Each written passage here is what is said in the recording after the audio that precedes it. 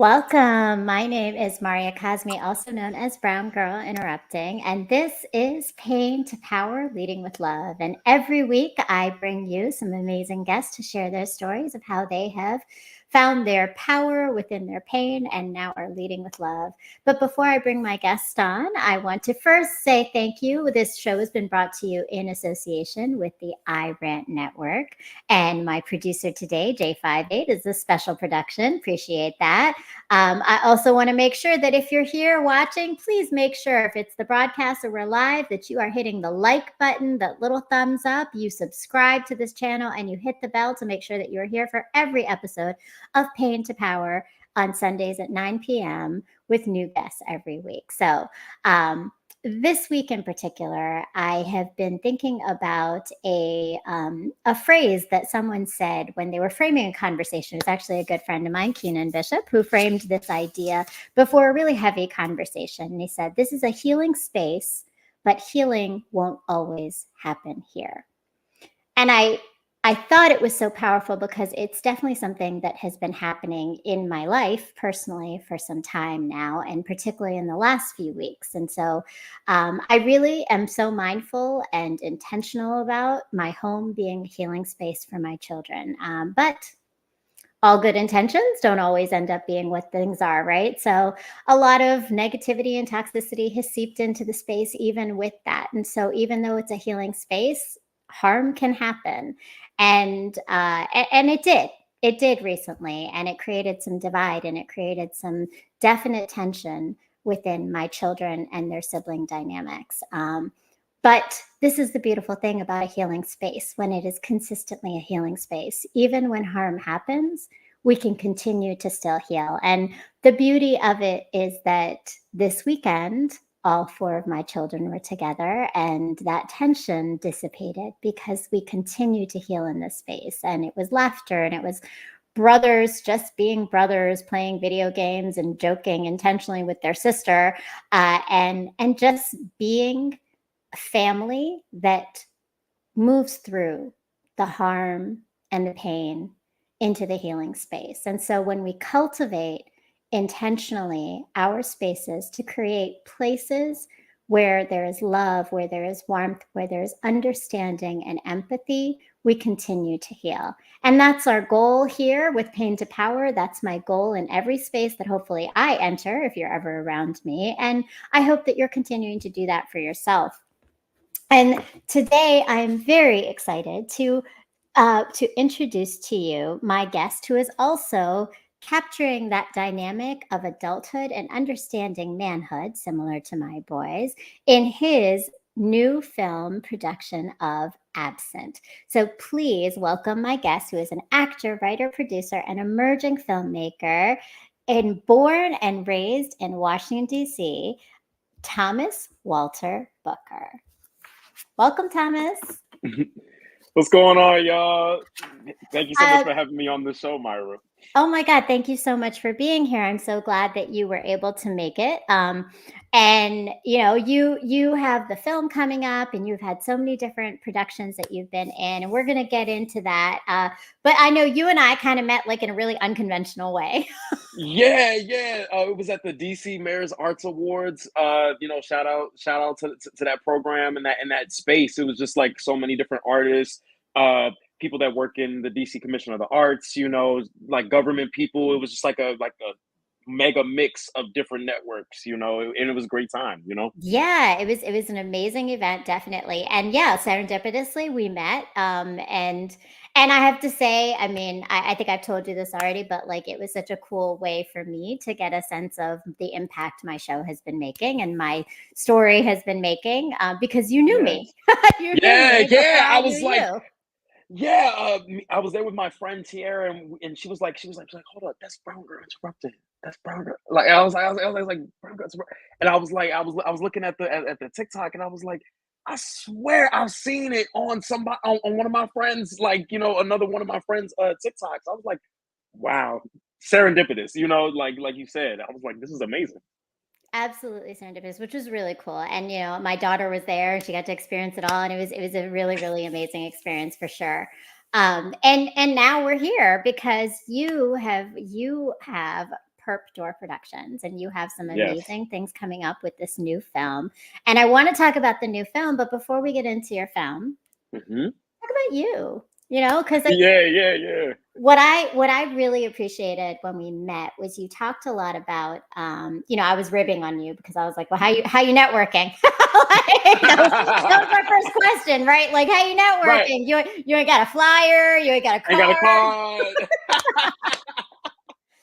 But but you did tell me though that you were doing some amazing things because theater, you are in theater, you're an actor, and you've been in this DC theater space for a while. But you really have seen some patterns of opportunities and access that have not always been accessible to everyone, and you're doing some amazing things with that. So let's just go back. Like I always ask everybody first, what does pain to power mean to you? Because I think everyone has been on this journey in so many different ways. How has that come into your life? Power for me feels like something that we as artists continue to try to work out in the work that we create, like us who like take ourselves seriously, like as artists. Like it's a lot of reflecting the, like how you were saying earlier, like the toxicity and those kinds of patterns like seeping their way into like the household. It's about a lot of what the art that I want to create is about humanity and like the fullness of people, that like um it's not always this, sunshine and rainbows, even though like in my film currently, like the film itself bow ends, and it all like wraps up like in a beautiful, like loving way, which is something that I wanted specifically for this project. But it's also throughout the course of it, like you're still seeing the fullness of like the human experience. And it's like there's multiple layers to situations. It's always not just like, oh, this person's a bad person, oh, this is a good Mhm. person. Like, but there's always like this gray. There's always like a three-dimensional experience that I'm trying to captivate and just create. Yeah, I love Yeah, that. So, I mean, in our humanity, we are complex and dynamic people, right? Like, yeah, and capturing that in your art is powerful way to heal through it too. I would imagine. Like, I'm sure there's some points in life where it's helped you to get through things yeah, you've yeah, experienced. Um, yeah. so, so what brought you to theater? Like, where Mm. did this journey even start for you? So I remember, I always tell this story. I was about 5 years old and I was like, "Hey mom, I think I might want to be a doctor." And she's like, "Oh, a doctor? Your grandfather was a doctor." And for some odd reason, I guess I just internalized. I was like, "My grandfather was a doctor. Somebody already did that. Let's do something somebody ain't done yet." Funny. That's funny. Okay. So I went to school that day and I just remember being in drama class and I was like, this is so much fun. Like, it's like little kids plays. We're playing trees and we're like the river and like we are the inanimate objects in the space and the environment. But I was just like this is so much fun. Like I'm not like looking at the clock. I'm not like staring like, okay, when is this class done? Yeah, because I was like that as a kid. Like I was like, okay, this class is okay. 45 minutes is going by very, very slowly. Yeah, I'm ready to get out of here. But like drama, it would be like I'll be like, oh, we're done. No, no, Mm. no, no, no. We could do we could do another period of this, and yeah. So then I came back the next day to my mom, and I was like, you know what, mom? I think I want to be an actor because the time just goes by. Like I'm not really too concerned with, yeah, like the next class or the next thing. I'm very like in the moment. It's really engaging for me. Mhm, mhm. And since then my mom made sure that I was, and I love my mom so much, like Shout she's out my to rock. moms. You know what I'm saying? Like, no, my mom is my rock. Like, you know what I'm saying? Like, I talk to her every day. She like she really made sure that I was like in every program that I had to be in to like make the acting thing work. She connected me with Boys and Girls Club. Tony Small, he ran like this small like arts camp during the period of like my childhood to adolescence, and those like camps really like just help cultivate like my artistry and just being exposed to different forms of art, like singing and dancing and Mhm. music, like just really like exposing me to those kinds of things. And then I got to middle school and then I did like my first like musical. And I'm not really a musical person. I really do not like musicals. I mean, power to the people that like do it. Like those people, athletes. I mean, like actors that do just stage plays are athletes too, but like it's a different Oh yeah. niche. You know what I'm saying? It's a Yeah, different like yeah. level echelon. But yeah, I did my first musical, and I was like, wow, that was actually. I was so nervous. I was in middle school. Your puberty, and you're changing and you're growing. And you're just like I don't know if I want to like get up on stage. It's not like what my friends is doing. You know what I'm saying? Right, We're right. not, we're not Yeah. acting like that. So I was definitely like a little nervous, and then I did it, and I was like, yeah, I think I would be okay just doing that for the rest of my life. You know what I'm saying? Wow. Yeah, and then so my mom found Duke Ellington School of the Arts, which is where I really attribute like my Mm. formal training beginning. So she found the application, we applied, I auditioned. I remember the day I made it into the theater program, I was like, it was such a big weight off my shoulders. I was like, like I need to be. This is where I need to be. It was a predominantly black school in like a very predominantly white neighborhood. It's over there in Ward 3, right at the top of Georgetown, and it's like Mhm. mainly black. It's like 80% black, mainly black children from like the southeast and like the surrounding areas of PG County on that side of the city. Like that's where we're going. And I was like, yeah, no, this is like a mecca. Like I need to. This is where I need to be. That's so And beautiful, I think, like, yeah. I mean, it's definitely, like, it was a different environment altogether, but I think everything you lifted is, 1, the arts being focused in, right? Like, and that's something Hmm. so rare. I was just recently in a board meeting for schools, and a lot of students Mm. were talking about the fact that, again, arts programs are at risk of being taken away. And everything you just said speaks to why it's so important that they're not, right? Like, the power that Right. that had in engaging you in school when you were like, nah, I don't really like school, right? But like it brought you Yeah. back. It brought Yeah. you Yeah. back, right? But I think there's something very specific that I would love to learn more about Duke Ellington itself in that like it's a mecca, right? It's very different to have an arts program, particularly in this area that's specifically focused on black students and on more of of black teachers and like just that culture within it. So tell me about Duke Ellington, what it's like to be a part of that. Yeah, so I'll just give you like a little small history about the school. So it was originally this program called Workshops for Careers in the Arts, co-founded by Mike Malone and Peggy Cooper Capritz around 1970, I want to say. And about 4 years after that, like the first quote unquote graduating class of this program, they ended up adopting the Western High School building, and it ended up becoming Duke Ellington School of the Arts in 1974. And Mike Malone and Peggy Cooper Capritz, both black artists and phenomenal artists in their own right. God rest their souls, but they like really focused in on trying to center black and brown kids in the DC area specifically, because it's chocolate city, for a period of time. Like now it's like 40%. So it's not like chocolate city in the way that it was when I was growing up. Because I Right. remember like riding around DC when I was a kid, and I would be like, only mainly only black people. You know what I mean? Like in certain neighborhoods, you have your Latino, your Asian population here and there, but it's like mainly black. And then now, like those neighborhoods I ride down, and it's all white people, and I'm like, wow, like this was never. Y'all were never here. This is new. You know what I'm saying? Mhm. Um, but I'm so grateful to Mike Malone and Peggy Cooper Capers for starting that school, because it especially in the area that it was, because it always faces such adversity. The people in the neighborhood don't.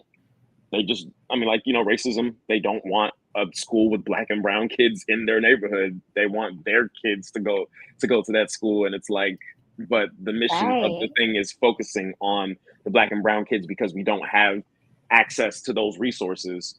And that's not to say that there aren't white kids that go to that school. There are white kids that go to the school, but like I feel like the mission is so important, and it's been able to be consistent throughout all these years. Because like even now, like I think it's still about the same. Like I feel like the dynamics of the school are in flux, but that's institutions. That's how like time moves.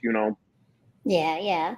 But I mean, that's cool, and I think what you elevated is important, which is that oftentimes that gets questioned because it feels like Yeah, something's been taken from other kids when in fact it's like everything is made for white children already. exactly. So let's specifically create a space for our Black and brown young men and women to flourish, right? And Hmm. that is something that, yeah, unfortunately it puts everybody else's antennas up to like, why is that not for us? Yeah. Which is an interesting thing. I didn't know that as much about Duke Ellington. So I Hmm. appreciate you giving us all that background. So, like, what was it for you though? Like, what Mm, did being there give you? mm. It gave me, I would say, what's the word I'm trying to say?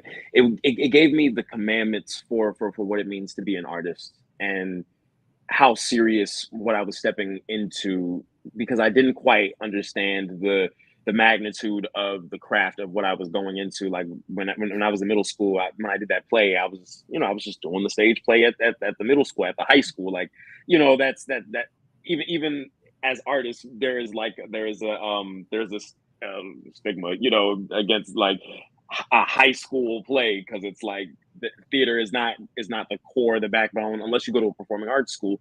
Then it becomes a little bit more like, oh, it's taken a little bit more seriously, because the craft itself is taken so Mm, seriously. And it gave me a new love for the craft, because I didn't know that it was all the acting was all of this work, that it's not just learning the lines and learning the songs, learning where you need to be. There's so much more that goes into it, and learning, who I am as a person at the same time that I'm learning this craft. It really like helped shape my worldview. Being more mm-hmm. empathic to people, because as actors, we're always asked so much to adopt somebody else's point of view and somebody else's life path, even though that may not be your life path, and you may definitely not agree with that life path. So it's like they always told us when we were like coming up, like, you can't judge your characters, you can't judge what they've been through, because you have to be able to wholeheartedly embody that, and just be a vessel for that. So it's like Mm-hmm. it's learning how to create yourself while at the same time filling yourself with somebody who's not you. Yeah, that's a lot of balance A lot, a going lot, on lot, there. lot, lot of balance, a lot of complex themes that, like, we're high schoolers, we're 14, we're kids, so it's like whoa, whoa, whoa. Yeah, I'm like learning new things. Like it really helped shape and it helped me make me curious just about my worldview, and why I like certain things, as opposed to just moving through life like, oh, this is why I won't change, that's it, yeah, yeah. So that's cool. I mean, and there's a powerful impact though in you yeah, discovering you. So now, not everybody who goes to Duke Ellington ends up necessarily doing their art as a profession. yeah. So what got you to get to the point where you're like, yes, I this is going to be like my life, right? Like I'm really going to commit Mm-hmm. to this because I think it is such a it's such a there's a risk. There's a risk you Mm-hmm. take. There's so much unknown in this industry. Mm-hmm. So, what made you be able to move forward and Mm. still do it? Yeah, so for me, and full disclosure, I'm an anime nerd. I grew up on like Naruto, Dragon Ball Z. That's my niche. So like some of the lessons in those shows were like never give up and believing in yourself so much that you can't, like, nothing can turn you off of your path. So I really like took that to heart and embodied that through my passion, which was acting, at the time. So it's just like I was like, I know there's risk involved. I know I know the odds, but nah, I'm going to do that. That's what I'm destined to do. I'm gonna make sure I put 110%, 150%, whatever I can into this thing, and just keep going. And when I graduated from Duke, it's actually funny. I went back there recently because I was doing Fat Ham at Studio Theater, and that's what I was like talking to you about at the DC Mayor's Arts Awards. Mhm. And thank you so much also for coming to see the show. It was Which great. was an amazing show. Yeah, Everybody, Fat it Ham. was Yeah, it was it was an honor and such a great opportunity to see you in Fat Ham. Shouts out to James Imes. You know, the play is going across the country, a whole bunch of unique regional productions. Um, but yeah, when I went back to Duke, the teachers were asking me how prepared did I feel for the real world, and I felt prepared in the sense that I had an understanding of my place as a Black artist in creating the work that I needed to create, understanding a larger canon than just August Wilson. When I graduated from high school, like I was knowing about playwrights that were going up off Broadway, on Broadway, Mhm. in that 2012 to 2015 period of time, and that really like helped propel me forward when I got to college.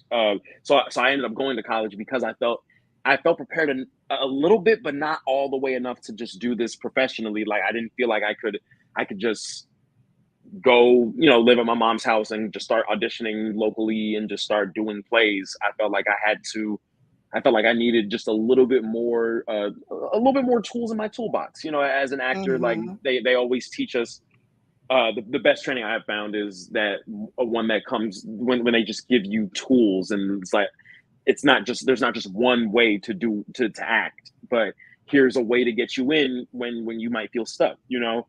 And it may work for this character, it may not, you know, but here's another tool that works for something else, and it may just help line you up. So that's why I went to college, and when I went to college, I was like, oh yeah, I'm definitely going to do this post grad. You know, Mhm. like I could just see where the alum were going, like how their careers were going post grad. And like you said, like most people don't, because risk factor, just, you know, like it's hard hearing no like 1,000 times just with no promise. You're doing so much work for the opportunity to get the job, and then you still have to do the job. So it's a whole bunch of like hoops that you have to like walk through, you know. And yeah, but you know, it never really concerned me. You know, I really just came up off of Naruto, and Naruto will always be like, I'm going to do this, I'm going to be that. So I always adopted that. And yeah, there are definitely times where like I, you know, may like fall back, you know, and I might get like a little worn down, but I have like a great community, you know, and I have a great family, like my mother and my father, like they're so supportive of me in my career and just always want me to go for it. So that was Mhm. also another thing that really like helped me in just propelling me into this, and without having those foundational doubts of like, I don't know if I can do this. I'm gonna try, but no, I was very much so. I'm going to do it. I'm going to go as many training programs until I feel like I'm comfortable in myself to do the thing, you know. And that's what I did. Mhm. So it all just kind of played out, you know. I love it. I love it. Shout out to anime. You've Shout made out to me anime. have I mean, like, me have a listen, better appreciation for it. My children watch a lot of anime, and I've never fully gotten it, but that made me feel better about it for sure. yeah, like there's some very deep themes in anime. Like, not every anime has those deep themes. You know, like you have like your different genres. Like you have your different genres in TV. There's like reality TV that's like it's just rotting your brain. There's like nothing you're actually like gaining from this Right. experience. But there are a lot of animes that have like a lot of deep and complex themes, and so like that's just something that like I always try to tell like parents that like know, you know, that have kids that watch anime. And like, you know, my mom, I try to put my mom onto it, and she's like, oh my god, that cartoon is, No, I've yeah, that definitely cartoon seen is some talking about deep something ones. really deep. They're Yeah, layered. They're layered. They're layered yeah, and deep. But it sounds like also then you've had your community and definitely your parents, which makes a difference, right? Like in that yeah, situation.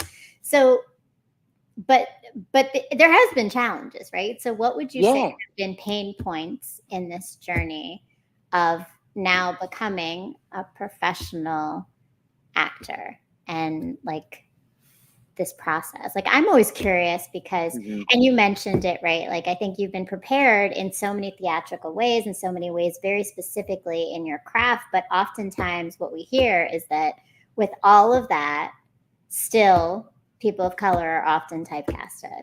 Like Yep. and so tell me a little bit about those experiences and Hmm. how often you've had to push back or had to acquiesce to like Hmm. those decisions. Yeah, so it's definitely like a tough thing because our job as actors, like I said, is to audition so much to where you get the opportunity to do the job, and it's really like it's not guaranteed until the episode comes out and your face is on the screen that you reap the full benefits of doing the thing. Because I've had friends that have like booked the job, got on set, did the job, they recorded their scenes, but in the editing bay, they had to cut some scenes for time. They had to cut for just overall sense of the episode. Like like the part that you recorded maybe a tangent that doesn't push the narrative forward in the way that they needed to. So they just cut your Mm-hmm. part, and Mm-hmm. like you don't like your actual work doesn't make it to the screen. So it's just like it's I mean like a lot of times when like you talk about the cons of acting, like my even my dad told me when I was a kid, he said like I hope you know that the risk to reward ratio is a lot higher in this Mm-hmm. field than in any other field. Like you're going into a thing where like only like the top maybe like 1 to 2% is employed, you know? And I was like, I was like, shit, Dad, I'm Naruto, man. Like I'm gonna go, I'm gonna do it. I'm gonna do that. I'm gonna do it. I don't care. I'm gonna do it. But like you said, like pain points. I've like I'm human too. Like I've definitely gone through my bouts of like, man, these auditions ain't hidden. And even like graduating out, I had about 9 months of the industry as we knew it pre-pandemic, and then the pandemic hit. So it's like even in the pandemic, Mm-hmm. it's even harder because they're really going off of people who have careers, who have credits already prior, and it's just really hard to get like TV and film credits in the pandemic climate, just because there's so many remakes, there's nepotism in the industry, there's like everybody like the same five people are always getting the jobs, like Mm-hmm. so it's like you're going up against somebody who's already had like maybe 10 to 20 years in the industry, and it's just like it's all these things, and all those things have compounded on me, and I've had my moments where I'm just like not doubting like whether I'm meant to like do the acting thing, or but like it's like it does cross my mind sometimes, like will I ever like will I ever get on stage again, will I ever get on screen again, um and that's just like it's a really vulnerable place to be in. So I feel like what I was taught at Ellington was that we're artists, so that we're always gonna have we are storytellers, as you put in the title of of our Mm-hmm. session here. But like so like we're able to create our own stories. You should never be just waiting in the wings for somebody to give you a job, because that puts you in just a very vulnerable position, and that's something that they didn't emphasize as much in my secondary education at Purchase that they did at Ellington, which I really appreciated, which gave me a different type of foundation for when I got out in the real world. I was like, okay, I'm getting some success with acting work, so it's going well for me right now. But when that slows down, because the acting career is just waves, you know what I'm saying? Like Mm-hmm. you may have like a period of time where you book 5 to 6 jobs in 1 year, and you have like the most amazing year of your life, and then the next 2 years you don't book anything. You know what I'm saying? So it's like Right. like That's a real dream unpredictable way highs, to have a career, right? Like that's and it can go like that for anybody. You know what I'm saying? Like yeah. even like the A-listers, like you may have a moment where like where like, oh, I haven't seen Samuel L. Jackson in a movie in a while, or like, oh, I haven't seen so and so when it, like that was just a random Right, example, but right. I mean, I haven't seen so and so in a movie in a long time. And it's like it's because everybody else is getting picked for the same jobs. You know Yeah. what I'm saying? Yeah. So, but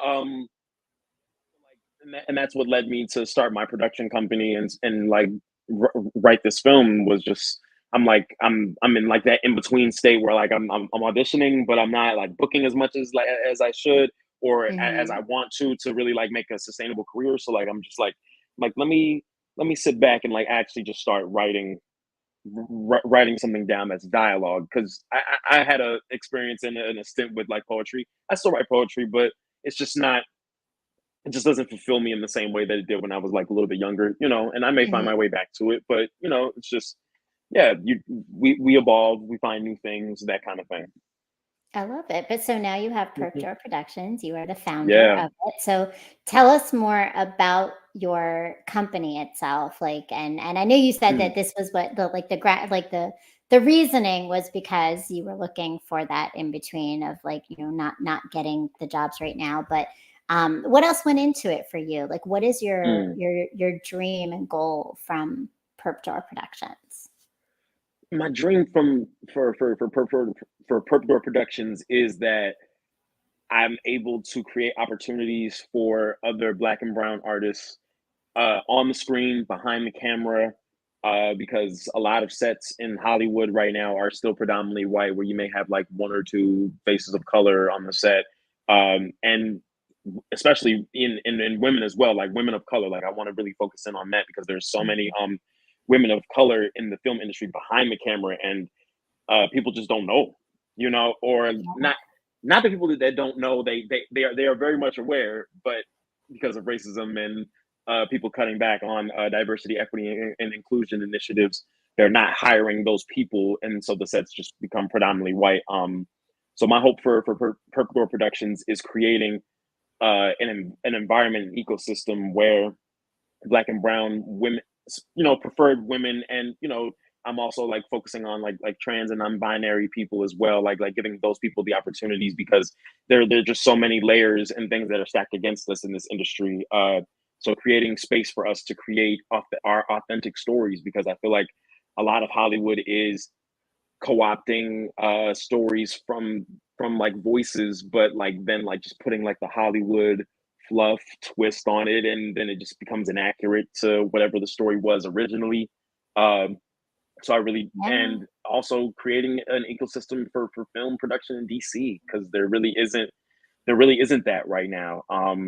And I was literally just reading an article about it like today, and I was like, see, I'm glad that somebody decided to write this article, because I can't be crazy. I can't be the only one that's like noticing that there's no film production in DC, like commercially, like, you know what I'm saying? Like, or Hmm.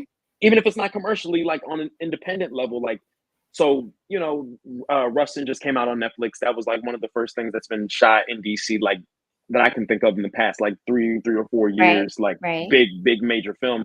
But again, like it's uh and this is no shade to the political or the, like the government part that is DC, but growing up in DC, that's, to me, that's not DC. You know what I'm saying? Like there's so Yeah. much more culture, there's so much more community outside of that area of DC. It's literally just like a 2 to 3 mile stretch of downtown that's like that all film production will focus on. It's like oh, the Capitol's here, the monuments, the memorials, and it's like, Hmm. no.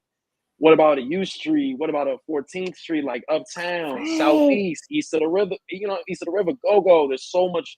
There's so many other factors that go into like where we're from that just aren't explored. In a film narrative way. There's a lot of Hmm. documentaries in DC, so that's something that I've in through this process of creating Absent, that I've discovered, is that there are a lot of what is it? There are a lot of access and entry points for documentary film in DC. Like a lot of places that are like government operated entities will only allow you to film there if it is documentary style, and they've Oh, said that that's to me. interesting.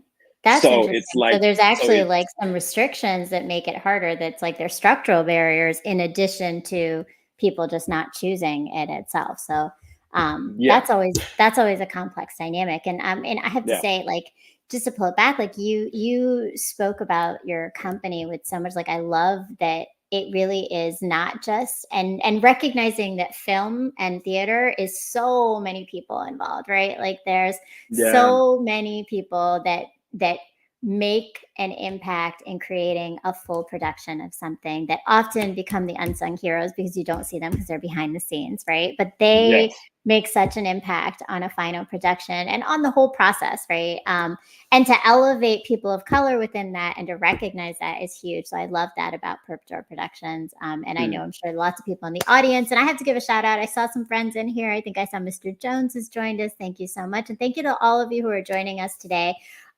Please make sure that you like, you subscribe, and you hit the bell also while you're here.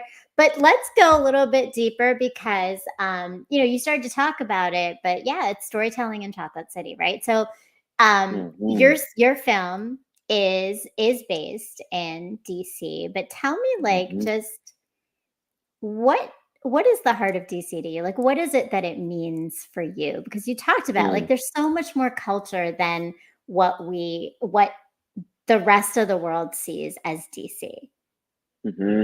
Welcome, Elena There's Holloway Carpenter. yes, Another one. indeed. This would be one of our representatives from the mayor's office right now, also one of our guests on the show this season. So yes, tell us about DC. Yeah, what's the heart of DC for you?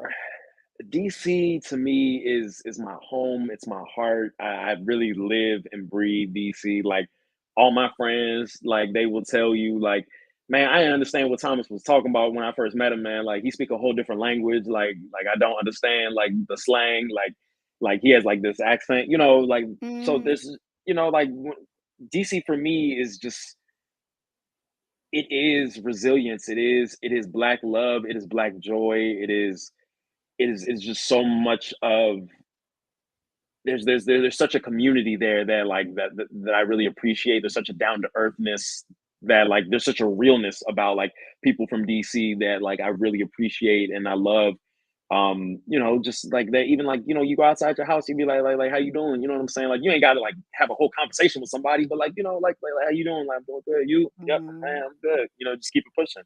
Um, yeah, there's a warmness about DC that I just love so much, and it's really shaped who I am, and I just want to really be able to pay it forward and pay it back, and really like showcase the place where I come from. Because once I left DC, I realized people don't really know about DC. Like people consider it to be like this kind of government political purgatory. That's just like it's like that's all that happens there. There's politics and government. That's it. Police, government, Wow, federal things. That's that it. that's it. And Wow. so not the reality. You know what I'm saying? Like, No, absolutely not. I literally was telling you I came from a party today and it was really a space of like all these artists from DC. Like and I just think I've learned so much about the wealth of artistry in this district in this area because it's mhm. flourishing and there's so many people and so many different dynamics to it. So Absent is centered around DC as the Yeah. backdrop. Tell us about your new film Absent. So Absent is a coming of age story about a young boy in DC, and he has to learn how to forgive his father to get his life back on track. Um, and when I say life back on track, I mean that as like possible pun, but also, like literally, like, his grades start to suffer when his dad moves away from a couple states away from home, and it's semi-autobiographical based on my life, and I just really want to be able to showcase DC and the culture, but also like tell my story because a lot of the short films that I've been a part of have been narrative retellings of a section or a factor or a moment in the director's life. So I just Mhm. realized that all of our stories have weight. You don't have to be you don't have to have gone to the film school, the done all the shows, done all the thing for your story to get made and for it to have weight and for it to be like raw and authentic. I feel like a lot of the industry right now is a lot of remakes. Mhm, mhm. So I just really want to like focus in on like new stories, stories that are like especially like stories that don't have the basis or like the platform or the foundation, like because like I said, like DC, there's maybe like one film that I can like imagine in my mind that like really authentically captures DC, and it's called Residue. It used to be on Netflix, but Residue and the film director Marari Garima, my bad, shouts out to him because that was like the first film that I saw that I was like, oh yeah, no, that's DC, and it actually kind of inspired me to make this film because I was like, oh, it's not that it's impossible to film in DC. It can be done, you know. Right, right, And I but just it hadn't just seen it to that point. It's just yeah, it's a yeah. lot of hoops to go through. So, but I'm like I'm similarly like with the Naruto thing. I'm like I don't care about the hoops. I'm gonna go do it. You know what I'm saying? Like I'm gonna try to because there are so many hoops. Like how you said earlier. Like there are structural reasons why film production doesn't happen in DC, and that's the reason why people don't pick it. So Mhm. if you address and you create and you like overcome the structural barriers, then my hope is that then you will be able then it will become a city of film production, and that people that write their own stories will be able to get their stories made. Right, right. No, I Yeah. love that, and you're paving the way to try to make Hmm. that entry point more accessible to everyone, which is awesome. Yes. And so Absent has a lot of different themes in it. It's definitely the dynamics between fathers and sons, but particularly you talk Hmm. about the idea of Black masculinity within that. Tell me, like, Hmm. I mean, just, and you said it's based on your, loosely based on your own experience and your own dynamic, Hmm. right, between you and your father. So take us back a little bit into that connection, and then just how Black masculinity plays a role within the film itself for you. Yeah. So so my father is a 1964 gold Olympic medalist. He ran in the 1964 Tokyo Olympics, 4x100, and yeah, he found his way over. He originally born and raised in LA, found his way back over to DC for Howard for his masters, and he was he stayed local to the area for about, like, I want to say maybe like 13 years of my life, and like Mhm. I feel like the most important period of time where a father needs to be present, and especially in a Black boy's life, is the adolescence, is like the teenage, the puberty, like when you're growing up. And so, due to gentrification, due to rising costs of the DMV area, he was presented with an opportunity where he had to move several states away from home. And me as a child, not understanding those economic barriers, Mhm. it just kind of Mhm. it just rubbed me the wrong way.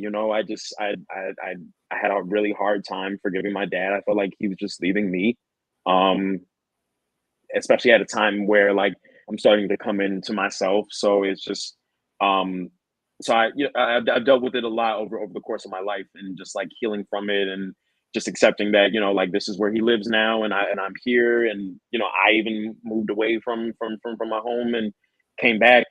So there's a lot of that goes into it. Uh, sorry, I think I forgot what the second part of how Well, Black so masculinity. so yeah, how does Yeah. this all connect for Hmm. you, like in the importance of Hmm. understanding and really like Hmm. elevating the idea of Black masculinity and what that means Hmm. in the story? Yeah, so it's black masculinity for me is always best when it doesn't have as a solid of a definition, because being Black is not a monolith. It's not like something that you can just say, like, oh, it is this one thing. I enjoy the definition of when it is the amalgamation of all different life paths. So me making this film is just me telling that one specific life path, and in Black masculinity for me in this film is just like the how me as a Black man, I tend to, when a lot of stuff is going on for me, I tend to shut down. I may not say anything. I may have like Mhm. a million thoughts, a million, like an essay, a whole rant in my head, but I may not say it. I may not say a word. So really just showcasing that in the film, and how, like, our protagonist, there's a lot going on for him, but he's not really saying anything. He's like avoiding his father's calls. You know what I'm saying? Like he's avoiding the conversation that he needs to have in order to really help heal the relationship. You know what I'm saying? Like the father is continuously calling. He's like trying to be a part of the boy's life, but the boy is just so hurt from the betrayal that he just can't see the forest of the trees, and is not able to really, like, have that conversation. Yeah. It's powerful, and I think it really Hmm. like it connects to so much of what is a challenge right now in society, right? Like I know that's your film, but this is all, art and life imitate each other for certain, Yep. right? But society right now, there's so much stigma in emotions, in expressing emotions, and having like this healing that needs to come from so many men. And I know we're talking about Black masculinity, but I think it's an overall Yeah. thing with men, Yeah. and the stigma of it. So I think the fact that you're expressing it is powerful. And I'm wondering, like, as you Hmm. did this film and you started to get into it, how was this maybe a tool for you to heal, or was it like a tool for you to heal Hmm. also? It, it really was a tool for me to heal. Like, I feel like I had I had made my first stride in my healing journey with it, and it's kind of depicted in the film towards the end where the son calls the father and initiates the conversation, but we don't get into the conversation. It's just the call, um, but since then I hadn't really, like stuff had come up for me every now and again, but I hadn't really like dealt with it. And then and then I had the inspiration to write this based on that situation. And I was like, oh, we're gonna have to do some internal work here, just to like make sure that I'm protected, that like my father's protected too, that I'm telling something that's so like close to the heart that like I need, yeah, it just needs that type of protection and like Mhm. that type of care, um so and that's partially why I wanted it to end in that way, because we need to see the forgiveness, like I feel like there's so much black art that like reminds us that we are resilient and we're strong and we're dealing with all these factors and barriers and all these things that's coming against us, slavery, racism, cops, everything, all that stuff is like impounding us, but we never see like forgiveness. We never see like catharsis. We never see, or we rarely see. I'm not gonna say we never see. We rarely see. We rarely see like this catharsis. We rarely see like this moving forward. This wanting to heal something. This addressing stuff in our lives that like you know we Yeah. always just kind of like sweep it under the rug, or like we fall into those projects that are like produced by the big studios that they get us like typecast. Like I played two thugs on TV so far. I'm like okay. I'm definitely trying to move away from that and trying to just like get into the wholeness of my humanity. You know what I'm saying? Like I want to play somebody that's Mhm. complicated. You know what I'm saying? Like may Yeah. not be emotionally available, but like he's like there's a depth there. You know what I'm saying? Like it's not that he's like, yeah, like I just want to play more complex characters. Yeah. But you're Yeah. creating them, right? Like you're creating Exactly. them, which is Exactly. Exactly. even more Yeah. powerful because you're giving the language and the voice to that complexity. And like you said, right? I think it's like Thank you. we rarely see that gentle softness and humanity, particularly in men, in Hmm. roles of men, and definitely in the black community as much when it comes to the way film and production is done, right? That softness is not there. It's all about resilience and strength, and that becomes a burden. Like that's a huge burden to have to carry Yeah. constantly, and it doesn't allow, and it dictates such a narrative that then people believe, internalized and of others. And Yeah. I see this often in the work I do. This idea of strength and resilience is just an expectation because it's the narrative that's out there. So I think what you create in film, what's created in art, is so powerful in Hmm. shaping what's normalized in society. So that's a huge thing to be able Yeah. to do that with your film. So now your film is in pre-production, which means you are at these starting points. You're a new company. So tell me like how you are moving this forward, and what Mm. pre-production means for our audience, so they know what we can do Yeah. to continue to support you in this process and to help Mhm. other filmmakers like you in the same way. Okay. So I'm just kind of start like with the beginning of just like creating the company. I saw several people, film directors who had created short films based on their lives. They all had LLCs attached to the project, and I was like, okay, so I think I can create my own LLC. I just need to get get my hands dirty, just like really do the research. Like I was on Google every day for like a week, just like researching like what programs, what was the best way to really establish the LLC, and learning all the intricacies, because it varies state by district. It Mhm. varies like in different regions. So once I finally got all that research compiled and together, I just did the whole file just all in one fell swoop. Got it all done. I made a small mistake, just but like it was a lot of like reworking that, got the business bank account, and then Purpdoorproductionz is up and running. It's a single member LLC, which is really like once I did the research, it was pretty like pretty simple to establish and just like get it up and running. And uh, pre-production right now for all filmmaking, pre-production is like probably like one of the most important. I mean, like it's all each stage is important, but like it's like really like your foundation. Like you're really setting up your location scouting. You are getting the permits for those locations. You're casting. We're currently cast. We have 2 out of our 4 locations that we're going to use. We just have to apply for 2 of them.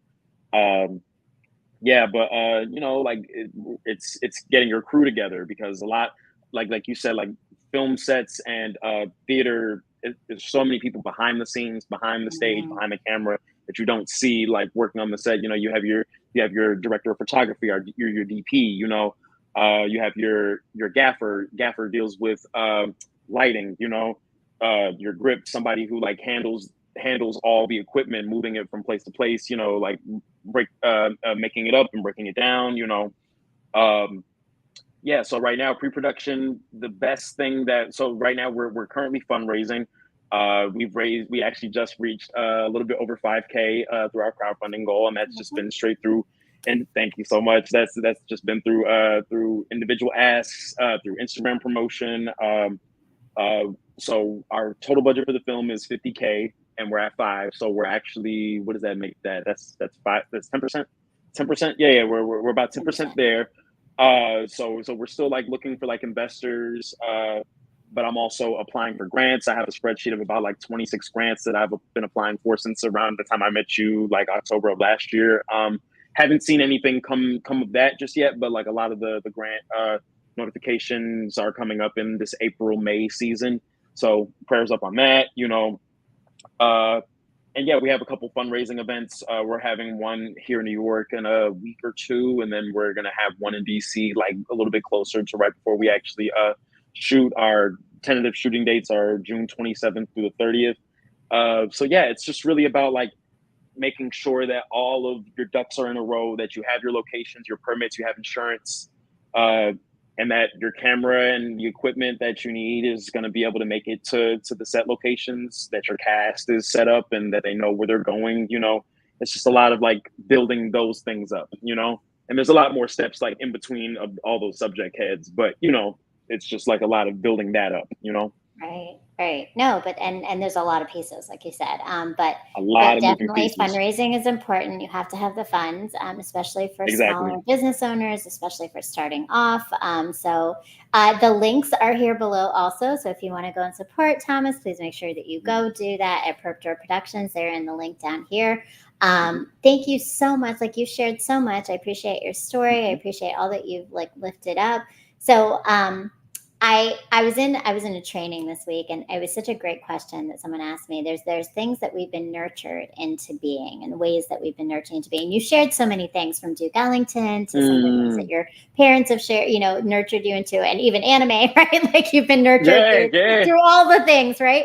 But what do you think you've chosen for yourself as in an adult, right? Like ways of being that you've chosen to be that have helped you just move through the world, not just in your artistry, but like just as a person, like as Thomas in your Yeah, humanity. something that I've chosen. Oh, thank you so much. Yes, this is our teaser poster made by our director, Amani Malia. She's a wonderful theater director, and she's also like done some film stuff as well. Check her out as well. The donations also are all tax deductible. That's our biggest incentive. We are not a nonprofit, but we have 501(c)(3) status through our fiscal sponsor from the Heart Productions.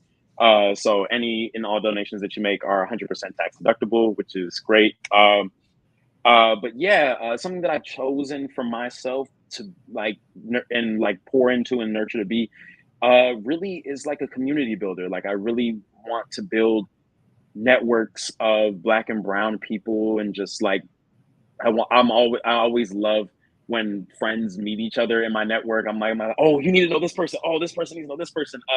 Like I don't know if you've seen the documentary, The Black Godfather, about Clarence Avant. Oh no, I Um, haven't yet. No. but yeah, you can look it up later. But Clarence Avant, he's this figure who was really like behind the scenes, but he was such a community builder, and he knew everybody, like everybody famous, like everybody in the Hollywood, in the industry, entertainment industry, but also like, like people that like everyday people. And he would always his whole life was him making connections with other people, like connecting this person to that person, that person to this person, like and that was something that I like when I watched that documentary. I was like, yeah, that's I love Yeah. that. I love introducing this friend to that friend to this friend, Um, so yeah, that's something that I've really chosen for myself. Like I really love being in community. It's something that I love about like the Black theater community. Yeah, it was just yeah, that's something that I've always really like wanted for myself, I and love it's that. really happening, Yeah, and you're doing it. You're moving forward with it, right? In Yeah. these amazing ways, and it's just going to keep growing and building in all the ways that can Hmm. happen. And that's such a beautiful thing because I think I concur with you. I think networking and not just networking, it's community building, Community right? building, It's like yeah, relationship and community building. And the power of that, particularly when it is people of color lifting each other up instead of competitiveness and breaking each other yeah, down and like and getting sucked into the narratives of how things are normalized in business and cutthroatness, right? Like there's such a difference in that narrative of community, yeah. which is so beautiful. And I gotta say a shout out, of course, to all of the people who have inspired you. But you talked about your Mm, mom. Tell me a little mhm. bit about just maybe your mom. How does your mom inspire you? How does she continue to inspire you? I'm a My mom. mom. I'm a mother of boys. Yay! So like Yay! you met one of my sons Yes, when we yes, came to yes. your film. And yeah, like I always I think the relationship between mothers and sons is such a powerful one. So and you started to talk about your mom a little bit. So yeah, like what is it Yeah. that your mom has done to help you to grow into who you are? My mom really inspires me every day just with her like her attitude, with like the way that she wants to carry herself through the world. Like there is such a thing as like toxic positivity, like so like I learned to like to try to figure out that boundary, but like she's always such like a jubilant person, like very like just like happy, good energy. She always wants to put good energy into everything that she does. And she's so busy. Like she ain't never going to stop moving around, stop, doing things. And that's something that like I always like aspire to. Like, like I like to take my rest too now. But like, like every time like she's like 70, she'll be 76 in a couple weeks, like I'm like, oh yeah, like no, like I want to be like that when I'm that age. You know what I'm saying? Like I really want to like, I really want to just be a lively person, and just, yeah, like just bring such good energy, bring like sunshine into everything that like that we got going on. Yeah, yeah. That's a beautiful Um, thing. Energy and the energy you bring to space really makes a difference, right? Like that mhm. people take it in and it feeds and cultivates a space for certain. Any last words about thoughts on your film or things you want people to follow of yours other Uh, than the film itself? yeah, you can follow me at Thomas Walter Booker on Instagram. You can also follow me at Purpdoorproductionz. I'm not sure if the third heading is still here, but PURP Door Productions with a Z. You can donate at all of the links that are on both of those Instagrams. They're all tax deductible. Yeah, and just keep up with us. Holla at me. I'm a very like open person. Like, especially like if you're from DC, like I love to meet new people. Like it's yeah. I love it. And I can attest to that. Thomas is amazing with a great energy and spirit. And all you just got to see, but definitely stay connected, stay following, and please make sure that you continue to follow me. If you haven't done it yet, go hit the like button, subscribe, and make sure that you hit the bell so that you come and join me every Sunday at 9 o'clock for more episodes of Pain to Power with more dynamic guests.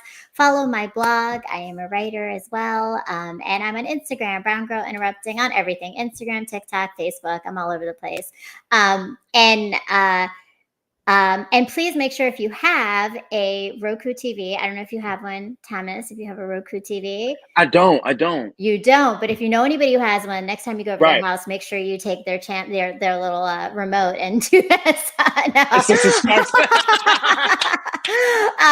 But please Will make do. sure to download the iRant channel. It is on Roku TV. It is soon going to be on lots of other places, but right now it's on Roku TV. Go and download it. You will see BGI TV, which is one of the stations, as well as many other stations of our other hosts and shows that are on the iRant network. Thank you again to all of our amazing audience members for coming and supporting, for being in the chat, for anybody watching the rebroadcast right now.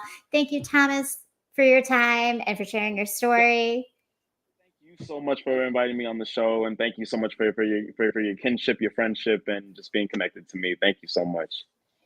Very much my pleasure. This was awesome. We appreciate you and appreciate all of my audience members. And thank you to my special producer today, J58. Appreciate that. And of course, my producer, Ja Logic, Mr. M.